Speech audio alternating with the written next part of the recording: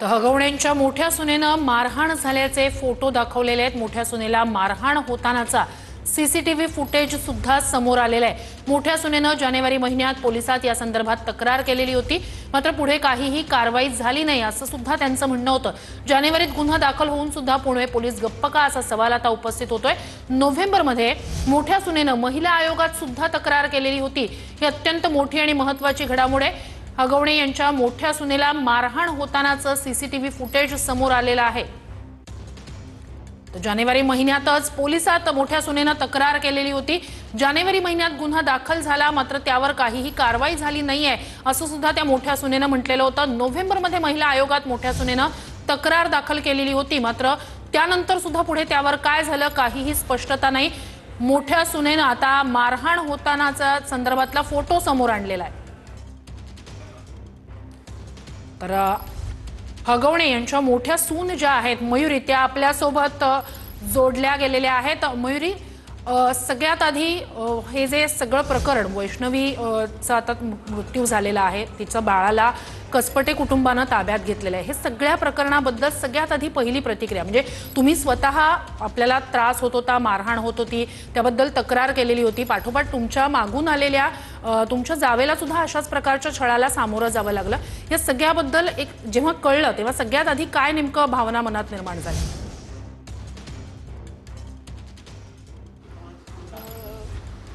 म्हणजे ती माझी जाऊ असून आम्ही कधी एकमेकांशी बोललो नाही, कारण की ह्या लोकांनी म्हणजे तिच्या मिस्टरांनी आणि माझ्या नंदेनी आम्हा कधी एकमेकींना बोलून सुद्धा दिलं नाहीये। आणि घरातलं तिला मारहाण व्हायची किंवा तिला जो त्रास व्हायचा ते माझ्या कानावरती यायचं, पण तिचा नवरा तो मलाच येऊन मारायचा, तर आम्ही म्हणजे त्यात काहीच करू शकत नव्हतो तिच्या बाबतीत तरी। आणि बाळाचं तर माझ्या कानावरती आलं पण होतं की त्याचे खूप हाल होतात आहेत वगैरे। माझ्या मोठ्या सासऱ्यांनी मला फोन सुद्धा केला होता की त्या बाळाचे खूप हाल होत होते, तर ते मी इव्हन त्यांना एवढं सुद्धा म्हटलं होतं की ते बाळ माझ्या ताब्यात द्या, मी त्याचा सांभाळ करते सुद्धा, पण ते बाळ निलेश चव्हाणकडे असल्यामुळे त्यांनी ते दिलेलं नाहीये बाळ। तुम्हाला मारहाण केली जायची म्हणजे त्यामागचं काही कारण? कारण वैष्णवीच्या आईवडिलांचं म्हणणं आहे की पैसे मागितले जायचे, सातत्यानं वेगवेगळ्या वस्तू मागितल्या जात होत्या, 2 कोटी मागितले गेले होते। तुम्हाला मारहाण व्हायची तेव्हा सुद्धा अशा प्रकारची काही मागणी होत होती, काय नेमकं? जे एक चांदीची जी मूर्त्या जे म्हणतात ती एक गोष्ट माझ्या समोर आली होती। तर त्यावेळेस आम्हा दोघींना असं सांगितलं होतं की एक गौराई तुझ्याकडून आणि एक गौराई वैष्णवीकडून। तर आम्ही पैसे पण त्यांना गुगल पे द्वारे पाठवले होते, पण त्या दिवशी आम्ही जेव्हा वैष्णवीच्या घरी गेलो होतो तर तेव्हा तिच्या मम्मीने जे असं सांगितलं की माझ्या सासूने त्यांना असं सांगितलं होतं की तिच्या घरून आम्हाला काही नकोय, सगळं वैष्णवीनीच द्यायचं, कारण की वैष्णवी सांगू शकेल की ह्या गौरायात माझे, त्या पोरीचा आम्हाला काही नकोय। पण आम्ही पण त्या गौरायांसाठी पैसे पाठवले होते त्यांना। तुम्हाला म्हणजे लग्नामध्ये पण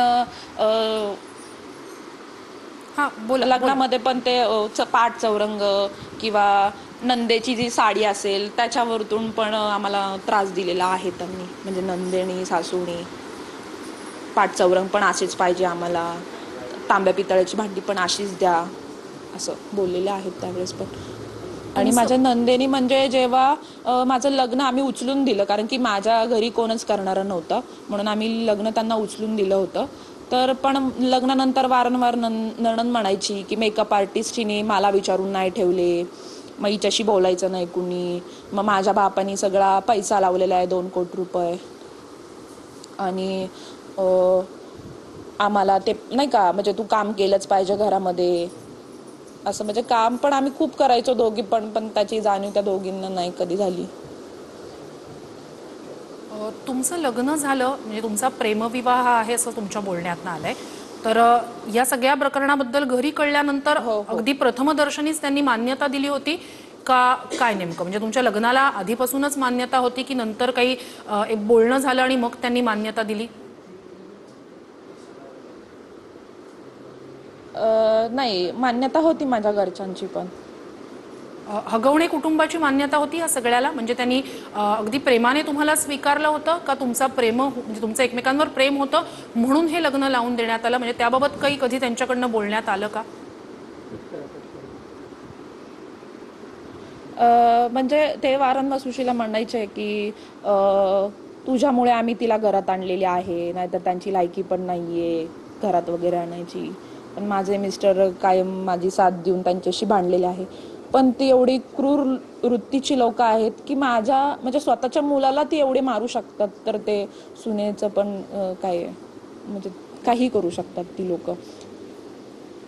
तुमच्या पतीला मारहाण व्हायची असं तुमच्या बोलण्यातनं सातत्याने माझे येतंय. मिस्टर तर ती नेमकी का व्हायची? म्हणजे काय कारणानं आपल्याच हो मुलाला म्हणजे हे अगवण आम्हाला कुटुंब मारत असेल? म्हणजे थोडक्यात त्यांचं असं म्हणणं होतं की ही पोरगी आघावे म्हणजे मी, आणि तू तिला सोडून दे, आम्ही तुझं दुसरं लग्न लावू, एका श्रीमंत घराण्यातली पोरगी तुला अशी मिळून जाईल. पण माझे मिस्टर कायम त्यांना म्हणायचे की मी तुम्हाला सोडून देईन, पण मी तिला कधीच नाही सोडून देणार. याच्यामुळे त्यांना पण खूप त्रास दिला, म्हणजे एवढा त्रास दिला ना त्यांनी की माझे मिस्टर माझ्यासमोर ढसाढसा रडायचे की स्वतःच्या मुलाला हे समजू नाही शकले तर हे तुला काय समजणार आहे कधी. पण त्यांनी मध्ये कधी फोर्स, मी त्यांच्याशी थोड्या दिवसांनी बोलणं पण बंद केलं होतं, पण मिस्टरांनी कधी मला त्रास नाही दिला की तू त्यांच्याशी बोललीच पाहिजे किंवा तू हेच केलं पाहिजे. किंवा त्यांनी मला त्रास होत होता म्हणून त्यांनी मला माझ्या माहेरी आणून सोडलं की ही लोक कधीच सुधारणारीतली नाहीये, आपण घर घेऊ, वेगळं राहू. इवन मी तिथं एका रूममध्ये 1.5 वर्ष काढलेली आहे. माझं तुम्ही आत्ताही जाऊन बघू शकता, तिथे माझं गॅस शेगडी असेल किंवा भांडी थोडी थोडी असेल, मी त्यात संसार माझा केलेला आहे 1.5 वर्ष. पण ह्या 1.5 वर्षामध्ये पण त्यांनी लाईटच काप, पाणीच बंद कर, आणि पुसायला कुठली बाई घरात येऊन नाही द्यायचे. म्हणजे गावात कोणालाही माझ्याशी बोलून नाही द्यायचे. कुणीही माझ्याशी बोललं तर त्यांना जाऊन ते भांडायचे की तुम्ही, ह्या दोघी मायले की भांडायच्या त्यांच्याशी की तुम्ही तिच्याशी कशाला बोलता, तुम्ही तिचे स्टेटस कशाला ठेवता, असं. मग हे माझे मिस्टरांनी विचारलं त्यांना की त्यांना ते मारहाण करायचे की तू बायकोचा बैलच आहे, तू तिची बाजूच घेतो, पार भुरळून गेलाय तिच्यामध्ये. आणि माझं लग्न जेव्हा होतं तेव्हा त्याच्या 2 दिवस अगोदर माझा ॲक्सिडेंट झाला होता. तर ते मी लग्नाला म्हणजे उभं पण राहू शकत नव्हते, कारण की डॉक्टरांनी तसं सांगितलंच होतं की मी लगेच ऑपरेशन केलं पाहिजे. पण त्याच्यानंतर जेव्हा मी सासरी आले त्याच्यानंतर लगेच माझं ऑपरेशन केलं. पण मी माझ्या माहेरी न येता मी तिकडेच राहिले. त्यावेळेस म्हणजे मी वॉकरवरती चालायचे. माझी सासू माझ्यासाठी तेव्हा त्यांनी माझ्यासाठी केलेलं आहे, भरपूर केलेलं आहे. पण ते नंदेला त्रास व्हायचा की तू कशाला करतीस तिच्यासाठी, ती तिची जेवायला येईल इथं. मग 2-3 दिवस असे जाऊन दिले, माझ्या रूममध्ये येऊन मला ते जेवायला देत होते. पण नंदेने भांडणं केल्यामुळं त्या माझ्यापाशी रडत आल्या आणि मला म्हटल्या की चल बाळा तिकडं, तू तिथंच जेवायला बस. म्हणून मी म्हटलं की तुम्ही माझ्यासाठी त्रास नका करून घेऊ, मी येते तिकडे. मग त्यावेळेस मला वॉकर, म्हणजे माझ्याकडे फोटो पण असतील, ते मी वॉकरवर चालत जायचे तिथं.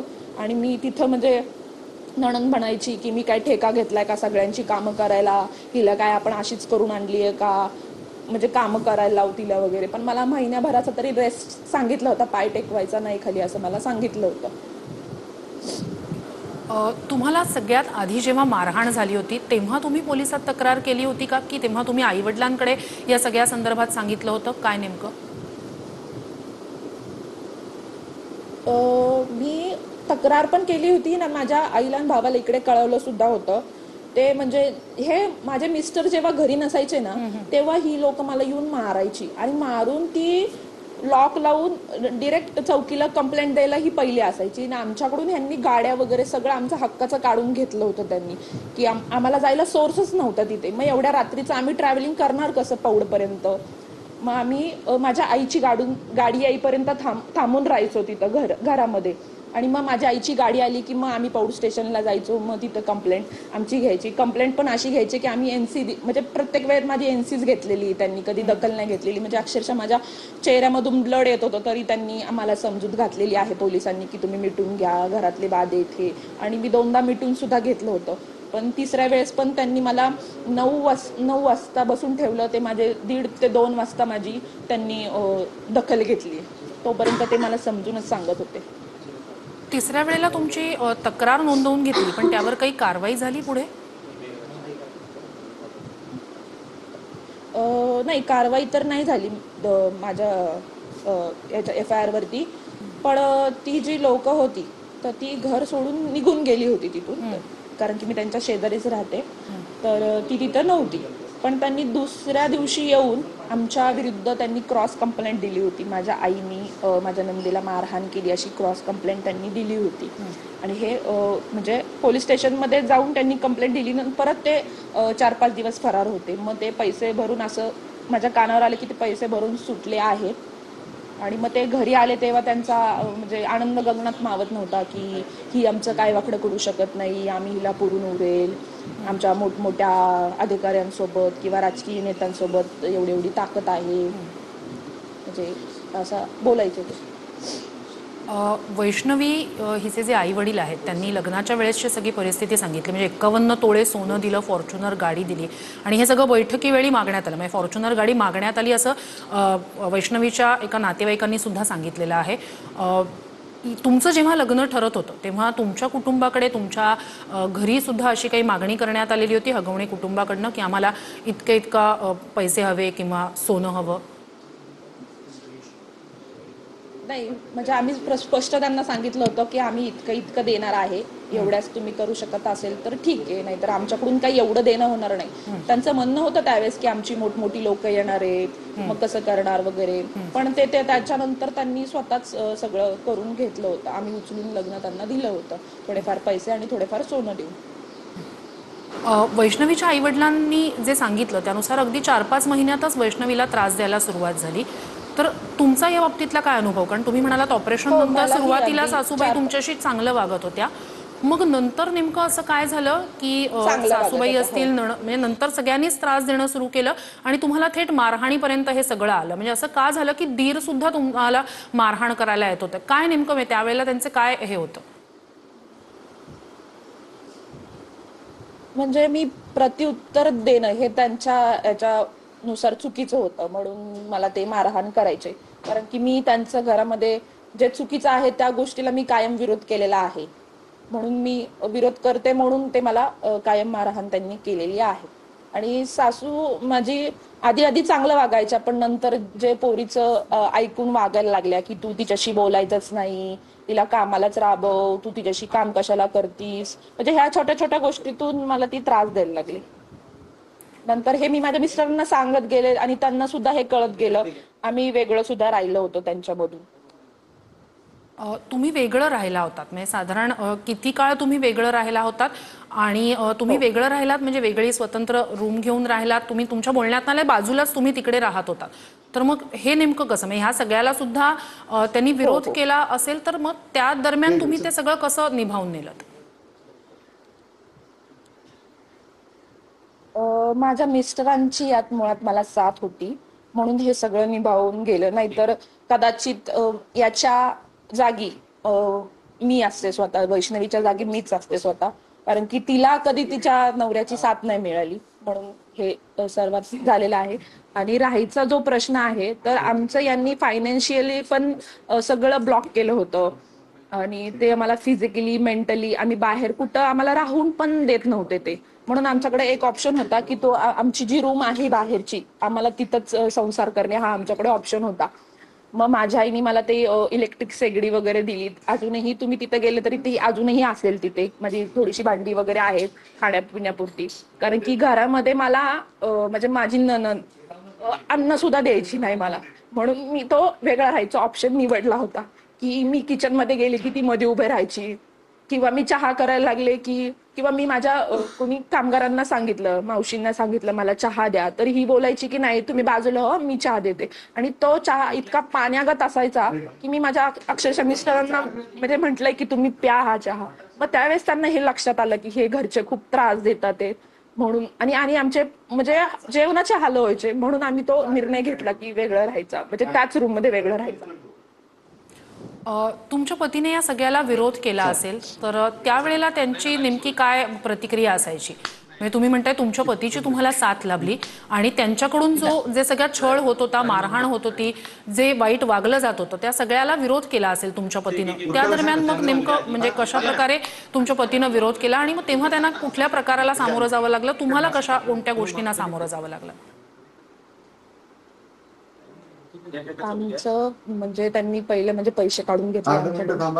दुसऱ्या म्हणजे गाड्या त्यांनी आमच्याकडून काढून घेतल्या. मी माझ्या आईची गाडी इथून जी बलेनो जी कार आहे ती मी इथून माझ्या सासरी नेली होती, कारण की आम्हाला फिरायचा सोर्सच नव्हता. आम्हाला एकतर ट्रॅक्स किंवा बस असं त्यांनी म्हणजे हेच ऑप्शन आमच्या पुढे होते. म्हणून मी इथून गाडी नेली होती. जवळजवळ 7 ते 8 महिने ती गाडी माझ्याकडे होती. माझे मिस्टर आणि मी ती गाडी वापरायचो. त्याच्यानंतर त्यांनी आम्हाला म्हणजे खाण्यापिण्याचे हाल किंवा किराणा मालाच्या दुकानात गेलो तरी तिथून आम्हाला काय घेऊन नाही द्यायचे, किंवा घरातलं पाणी बंद केलं, लाईट कापली. आणि ह्या सगळ्यामध्ये आम्ही आता बाहेर पडायचं तर यात काय चालू करायचं, म्हणून आम्ही ते वॉशिंग सेंटर चालू केलं, जे माझ्या मिस्टरांचं आहे आता तिथे.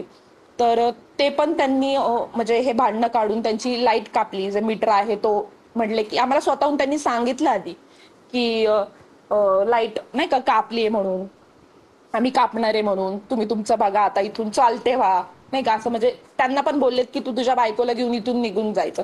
पण आम्हाला इन्कम सोर्स आणि आमच्याकडे पैसेच नसल्यामुळे आमच्याकडे ऑप्शन हा तिथेच राहणे होते. माझ्या माझ्या माझ्या आईनी आणि भावानी मला थोडेफार पैसे देऊन साथ दिलेली आहे की घर चालवण्यासाठी किंवा ते वॉशिंग सेंटर उभारण्यासाठी. म्हणजे हे वॉशिंग सेंटर पण माझ्या आईने कर्ज काढून मला ते उभं करून दिलेलं आहे.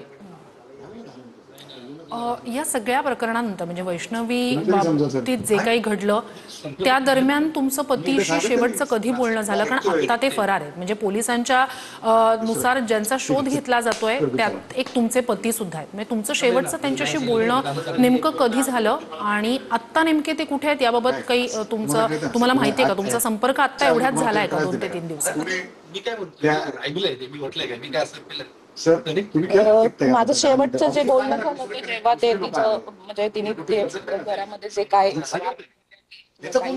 असेल तो त्यांनी मला माझ्या आईला फोन करून सांगितला होता की तुम्ही तिला पटकीन घेऊन हॉस्पिटलमध्ये या. वैष्णवी केलेला तेव्हा ते बोलणं झालं होतं. आणि त्याच्यानंतर दुसऱ्या दिवशी मला वाटतंय त्यांचा फोन आला होता की मला पण चौकीमध्ये बोलवलं आहे. तर तो लास्टचा कॉल होता. त्याच्यानंतर मला एकही कॉल आलेला नाहीये त्यांचा. तुम्ही त्यांच्या मोबाईल नंबरवर संपर्क करण्याचा प्रयत्न केला? हो केलेला आहे. या सगळ्यात एक बाब महत्वाची आहे ती म्हणजे वैष्णवी यांचं बाळ ते आता कसपटे कुटुंबियांकडे आलेलं आहे. म्हणजे कसपटे कुटुंबियांच्या ताब्यात आता त्याचा ताबा आलेला आहे. मात्र या सगळ्या दरम्यान त्या बाळाचे सुद्धा म्हणजे ते आधी निलेश चव्हाण, मग त्यानंतर ते आणखी एका नातेवाईकाकडे, या सगळ्या 5-6 दिवसांच्या दरम्यान त्या बाळाचा सुद्धा प्रचंड वेगवेगळ्या लोकांकडे ते होतं आणि आता शेवटी ते कसपटे कुटुंबाकडे आलेलं आहे. तुम्हाला या सगळ्याबाबत माहिती होतं की त्या बाळाबाबतचे अपडेट्स तुम्ही घेत होतात किंवा ते कुठे आहे याची माहिती घेण्याचा प्रयत्न तुम्ही केला होता?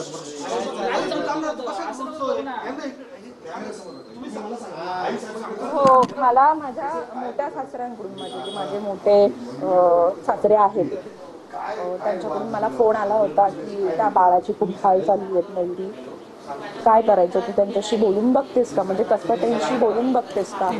तर मी म्हटलं होतं की हो, मी बाळाचा तुम्हाला नंबर देते, म्हणजे कसपट्यांचा नंबर देते तुम्हाला, तुम्ही त्यांच्याशी एकदा बोलून बघा, किंवा ते पण जर नसतील सांभाळ करत तर मी त्याचा सांभाळ करायला तयार आहे. एवढं सुद्धा माझं त्यांच्याशी बोलणं झालं होतं. बाळ कुठे अद्याप म्हणजे मला तरी अजून तरी माहित नाही. आणि जेव्हा ते बाळ जन्माला आलं, पण मी त्याला त्या दिवसापासून ते आतापर्यंत बघितलं सुद्धा नाहीये, किंवा या लोकांनी मला त्याला बघून सुद्धा दिलेलं नाहीये. या सगळ्या प्रकरणाशी तुमच्या नवऱ्याचा काय संबंध आहे? म्हणजे काही संबंध आहे का? खरं तर माझ्या मिस्टरांचा याच्यात काहीच संबंध नाहीये. पण आता काय म्हणजे कसं नाव गेलंय मला म्हणजे काही माहिती पण नाहीये त्यांचं. कारण आम्ही मुळातच वेगळंच राहिलो होतो. हे वैष्णवीनी पण कदाचित तिच्या घरी सांगितलं असेल, किंवा तिच्या घरचे पण कायम माझ्या घरी यायचे, म्हणजे सासरी यायचे त्यावेळेस ते कायम विचारायचे की मयुरी कुठे आहे, मयुरी कुठे आहे. तर ते त्यावेळेस पण कायम खोटं बोलायचे की ती माहेरीच गेलीये, ती आजारीच आहे, ती झोपलीच आहे. आणि त्यांनी पण म्हणजे असं केलं की मयुरीला त्यांच्याबद्दल भरून दिलं, म्हणजे लग्न झाल्या नवीन की वैष्णवीला सांगितलं आलं की मयुरी चुकीची, मयुरीला सांगितलं आलं की वैष्णवी चुकीची आहे, किंवा तिला मूलबाळ होत नाही का, किंवा तिचं बाळ तुझ्या हातात देऊ नको, तिची सावली पण पडून देऊ नको, म्हणजे असे घाणेरडे आरोप करत गेले होते ते लोक. ही घटना घडली तेव्हा तुमचे पती नेमके कुठे होते? माझे पती, माझ्या सासूबाई आणि वैष्णवीची आई हे हेडमंचरला गेले होते डबा घेऊन. जे नवल्यांची आमची जी आत्या आहेत, त्यांचे मुलीचे पती वारले होते, त्यामुळे ते तिकडे गेले होते. या सगळ्यात एक बाब समोर येते, ती म्हणजे तुम्हाला जो त्रास झाला, मारहाण झाली, त्याची तक्रार तुम्ही महिला आयोगात सुद्धा केलेली होती. तर त्या संदर्भात तिथे पुढे काही तिथून तुमच्याशी संपर्क किंवा तिथे पुढे काही कारवाईबाबत काही हालचाली झाल्या होत्या का?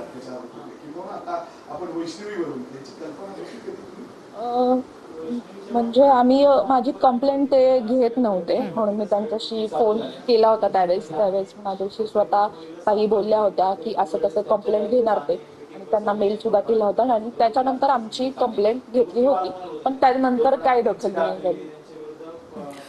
तुम्ही म्हणताय की तुम्ही त्याच ठिकाणी वेगळ्या रूममध्ये राहत होतात, बाहेरच्या बाजूला. या सगळ्या दरम्यान तुमच्या पतीचं त्या घरात येणं जाणं होतं का? आईवडिलांशी काही बोलणं होतं का? किंवा मग त्या दरम्यानचं नेमकं वागणं कसं होतं हगवणे कुटुंबाचं? हो, कारण की आमची अजूनही म्हणजे जे काय फायनान्शियल आहे ते सगळं अजून एकत्र आहे, त्यामुळं त्यांचं जाणं येणं होतं. म्हणजे 1.5 वर्ष तरी ते माझ्यासाठी त्यांच्याशी बोलले नव्हते, पण आता या थोड्या दिवसात ते फायनान्शियल म्हणजे मला बोलले होते की आपण वेगळं राहूयात, आपण फ्लॅट घेऊयात, आपण यांच्यात नाही राहायचं, आपण वेगळं राहूयात. आणि फायनान्शियल कंडिशन म्हणजे जे व्यवहार जे आहेत, कारण की त्यांना इन्कम सोर्स ते कुठेच होऊन देत नव्हते, म्हणून त्यांना त्यांच्याशी बोलणं होतच, म्हणून ते त्यांच्याशी बोलायचे व्यवहारासाठी. आणि आत्ता गेल्या काही काळापासून तुम्ही म्हणताय की तुम्हाला तुमचा आर्थिक स्रोत बंद करण्याचा प्रयत्न, म्हणजे कुठेही त्यांना नोकरी मिळू न देणं किंवा इन्कम सोर्स तुमचा कुठल्याही प्रकारे वेगळा सुरू होऊ नये, यासाठी सुद्धा प्रयत्न त्या कुटुंबाकडनं झाले. या सगळ्याला तुम्ही नेमके कसे सामोरे गेलात? काय काय प्रयत्न त्यांच्याकडनं यासाठी करण्यात आले की तुम्ही इंडिपेंडेंट होऊ नये?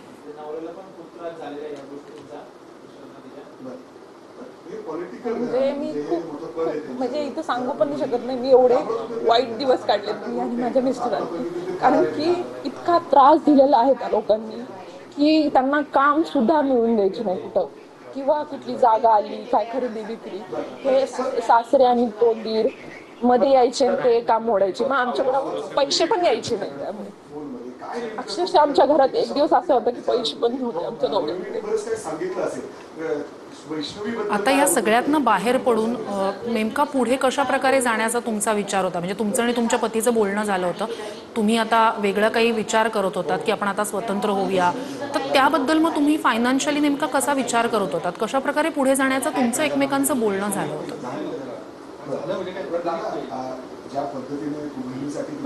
त्यांचं असं म्हणणं होतं की मी फक्त त्यांच्याशी व्यवहारापुरतं बोलायचं असेल, कारण की जो काही आमच्या नावावरती त्यांचं म्हणणं होतं की तुम्हाला भिका मागायला लावेल, तुम्हाला आमच्या पाया पाडायला लावेल, म्हणजे असं त्यांचे प्रयत्न चालू होते आणि ते आम्हाला बोलले सुद्धा होते. त्या प्रकारेच आमचे ते हाल सुद्धा त्यांनी केलेले होते. मग शेवट माझ्या मिस्टरांना त्यांच्याशी बोलणं हे भाग पडत होतं, म्हणून ते त्यांच्याशी जागेसाठी वगैरे किंवा फायनान्शियल साठी ते बोलायचे त्यांच्याशी, आणि आम्ही इथून वेगळं राहणार होतो. आता पंडाच्या आधीच हे प्रकरण झालं. तुम्ही जी तक्रार केलेली होती त्यावर कारवाई झाली असती तर कदाचित ही आत्ता म्हणजे वैष्णवीवर जी वेळ ओढावली किंवा जे पाऊल तिला उचलावं लागलं ते उचलावं लागलं नसतं असं वाटतं? हो, जरी ती माझ्याशी बोलली जरी असती ना की ताई मला असा असा त्रास आहे किंवा काय, इवन मी सुद्धा तिची साथ दिली असती, कारण की मी त्या घरामध्ये मी डेअरिंग दाखवली म्हणून मी आज जिवंत आहे तुमच्या समोर सगळ्यांसमोर. जर मी पण असे गप्प बसून असते तर मी पण कदाचित इथं नसतेच आता. पण वैष्णवीनी मला सांगायला पाहिजे होतं किंवा तिच्या घरच्यांना पण सांगायला पाहिजे होतं, पण ते तिने केलं नाही. ती कायम सासू सासऱ्यांचं आणि म्हणजे माझा दीर शशांक त्याचं आणि नंदेचं ऐकत गेलेले. त्यामुळे तिला म्हणजे ती माझ्याशी बोलली तरी तिला मारतील एवढी ती डेंजर लोक होती, म्हणून ती पण कधी बोलली नाही आणि माझ्यामुळे तिलाही त्रास नको म्हणून मी पण तिच्याशी कधी संवाद साधलेला नाही. तुम्हाला म्हणजे मध्यंतरी एक माहिती अशी समोर आली होती जी वैष्णवीच्या आईवडिलांनीच दिली की तिने 3 महिन्याची गरोदर असताना विष प्यायलेलं होतं. म्हणजे हे जेव्हा घडलं होतं तेव्हा तुम्ही तिथेच राहत होतात. हे सगळं जेव्हा घडलं काय नेमकी ती परिस्थिती होती की तिला विष प्यावं लागलं? म्हणजे काय तेव्हा तुम्ही ते सगळं समोर असताना तुमच्या समोर ते घडलं असेल, काय होती ती परिस्थिती? तिथं आम्ही मी ज्या प्रकारे म्हटलं की मी 1.5 वर्ष वेगळे राहत होते, मी त्या रूम मध्ये राहत होते, मी माझे मिस्टर.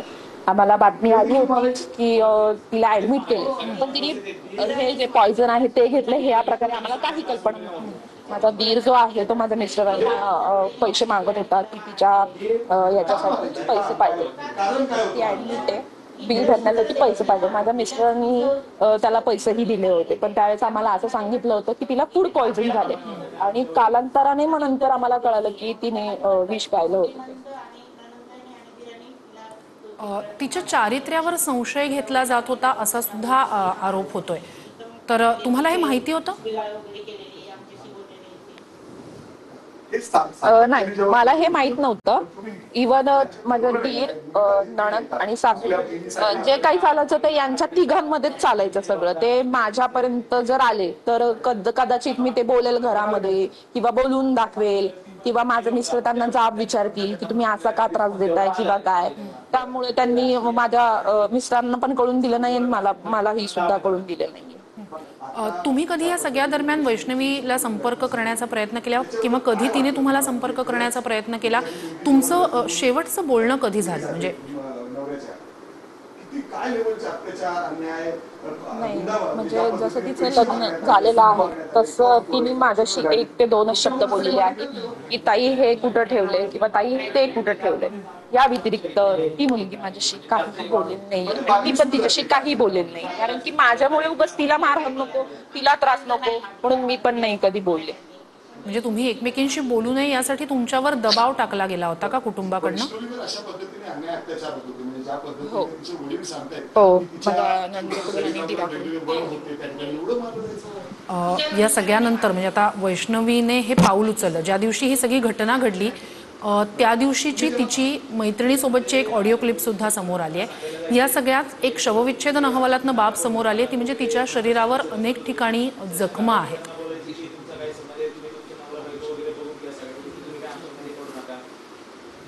नाही, या बाबतीत मला काहीच कल्पना म्हणजे नव्हती, कधी माझ्या मिस्टरांनी पण सांगितलेलं नाहीये.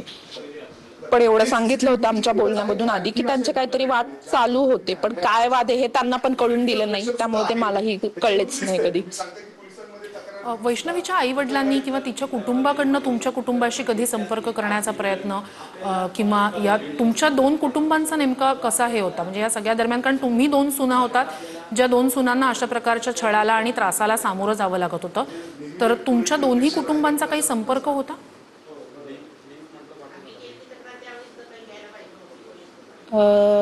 नाही, कारण की जो माझे दीर आहेत शशांक गवणे, त्यांनी वैष्णवीच्या वडिलांना पण म्हणजे खूप बोललेले आहेत की तुमचा काय संबंध त्यांच्याशी बोलण्याचा, म्हणजे माझ्या मिस्टरांशी बोलायचा किंवा तिच्या घरच्यांशी बोलायचा, म्हणजे ते पण अक्षरशः त्यांच्याशी बोलणं बंद करायचे, मुलीला बोलून सुद्धा द्यायचे नाही. मग या त्रासामुळे आम्हीच विचार केला की कशाला बोलायचंय, आपल्यामुळे तिला पण त्रास, तिच्या वडिलांना पण त्रास. ते तिच्या म्हणजे शशांक खगवणे कधी तिच्या वडिलांशी बोलले पण नाही. जेव्हा आम्ही त्या बाळाला बघायला जाण्यासाठी प्रयत्न केला होता तेव्हा शशांक खगवणे खूप घाण प्रकारे मला बोलला होता, माझ्या मिस्टरांना बोलला होता की तुम्ही जायचं नाही वगैरे. तिचे वडील असे म्हटले आहेत की मयुरीला येऊन नका देऊ, पण माझ्या मिस्टरांनी त्यांना जाऊन विचारलं होतं की तुम्ही अशी बोललेत का, तर तिचे वडील म्हटले की नाही, ज्याला मला जशी वैष्णवी आहे तशी मयुरी आहे, मी कशाला असं बोलू. मग त्यावेळेस आमच्या लक्षात असं आलं की यांच्याच मनात नाहीये की आम्हाला जाऊन द्यायचं. मग आम्ही तोही विषय टाळला तिथे की नाही जायचं म्हणून, उगाच माझ्यामुळे त्या फॅमिलीला पण त्रास नको ना. आणि बाळ जेव्हा घरात येणार होतं, इकडे सासरी येणार होतं माहेरून, तेव्हा घर अक्षरशः बंद केलं होतं, पडदे लावले होते त्यांनी की मी बाळाला बघू नये म्हणून. तुमच्या बोलण्यातनं आलं की या सगळ्या दरम्यान तुम्ही स्थानिक राष्ट्रवादीच्या नेत्याशी संपर्क करण्याचा प्रयत्न केलेला होता. तर तो नेता किंवा ती नेता नेमकी कोण आणि समोरून काय रिस्पॉन्स होता?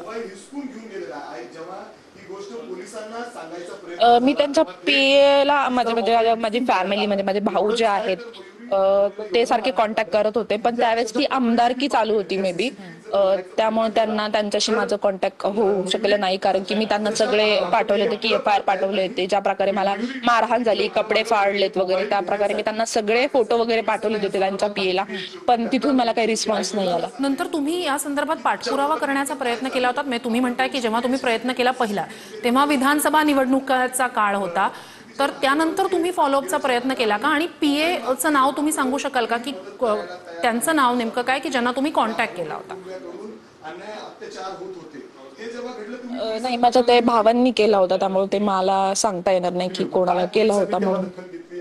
तिथून नंतर तरी काही म्हणजे आता इतक्या फॉलोअप तर नाही घेतला, कारण की त्यांनी फॉलोअप तर नाही घेतला कारण की त्यांनी पण आमच्यावरती क्रॉस कंप्लेंट टाकली होती, तर पोलिसांनी आमच्याकडून पण पैसे घेतले होते, म्हणून आम्ही, आणि माझी काय एवढी स्ट्रॉंग हे नाहीये, त्यामुळे आम्ही पण त्या गोष्टीमध्ये शांत बसलो. महिला आयोगाने तुमच्या तक्रारीची दखल घेतली नाही, काय कारण वाटतं? म्हणजे तुम्ही तक्रार केली होती त्याकडे अजिबात त्याच्याबद्दल कारवाई न होण्यामागचं, महिला आयोगानं काही पाऊल न उचलण्यामागचं काय कारण वाटतं तुम्हाला? राजकीय दबाव? राजकीय दबाव असू शकतो असं वाटतं मला. हो, पोलिसांवरती राजकीय दबाव असू शकतो असं वाटतं मला. ज्या म्हणजे माझी FIR घेताना ज्या मॅडम माझ्याशी चांगलं बोलत होत्या, त्या दुसऱ्या दिवशी म्हणजे माझी आरेरावीची भाषा मला करत होत्या. महिला आयोगाच्या? नाही, पोलीस मॅडम. या सगळ्या दरम्यान म्हणजे आता वैष्णवी तर या जगात नाहीये, तुम्ही स्वतः अशा प्रकारच्या छळाला, त्रासाला सामोरे गेलात, वैष्णवीनं त्यालाच कंटाळून टोकाचं पाऊल उचललं. या सगळ्या प्रकरणी काय कारवाई व्हावी असं तुम्हाला वाटतं? काय व्हावं असं तुम्हाला वाटतं?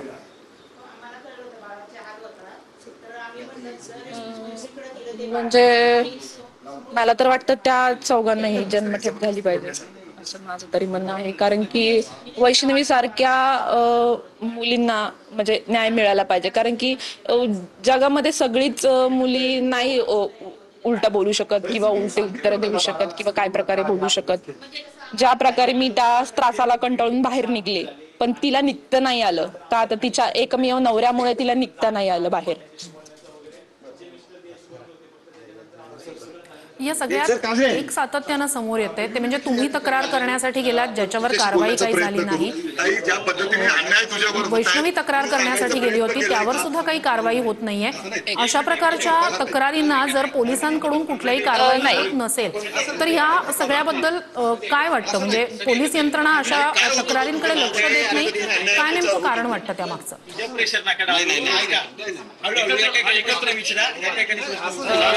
मला असं वाटतं, म्हणजे मला जेवढं माहिती आहे की